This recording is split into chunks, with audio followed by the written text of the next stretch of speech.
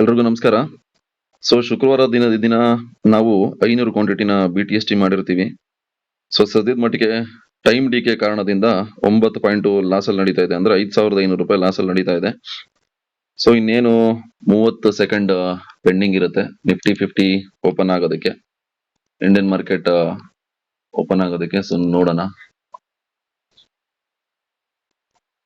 ನನ್ನ ವಿಷನ್ ಇದ್ದು ನಿಫ್ಟಿ 50 26,000ಕ್ಕೆ ಹೋಗ್ಬೇಕು ಅಂತ. ಬಟ್ BTST ನಲ್ಲಿ ಆ ಒಂದು ರೇಂಜ್ ಇಟ್ಟಿಲ್ಲ. 25,872ಕ್ಕೆ ಇಟ್ಟವನೇ.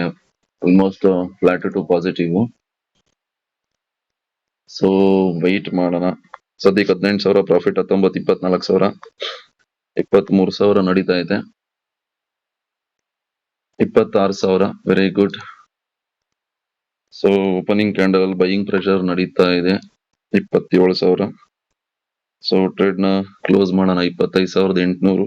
Okay, close. ದಿನ 25,940 ರೂಪಾಯಿ ಪ್ರಾಫಿಟ್ ನ ನಾವು ಬುಕ್ ಮಾಡಿ BTST ನಲ್ಲಿ ಟ್ರೇಡ್ ನ ಕ್ಲೋಸ್ ಮಾಡ್ತಾ ಇದೀವಿ.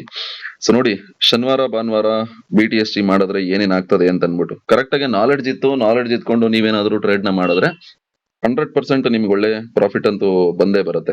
ನಾನಂತೂ ಯೂಶುವಲಿ ಎಲ್ಲ ದಿನ BTST ಮಾಡಲ್ಲ. ಎಲ್ಲ ತಿಂಗಳಿಗೆ ಒಂದ್ಸತಿನೋ 2 ಸತಿನೋ ತುಂಬಾ ಕನ್ಫರ್ಮೇಶನ್ ಇತ್ತು ಅಂದ್ರೆ ಮಾತ್ರ. ಆದಷ್ಟು ಕಲ್ತ್ಕೊಂಡ್ರೆ ಮಾತ್ರ ಸ್ಟಾಕ್ ಮಾರ್ಕೆಟ್ ಅಲ್ಲಿ ದುಡ್ಡು ಮಾಡಕ್ಕೆ ಸಾಧ್ಯ. Thank you.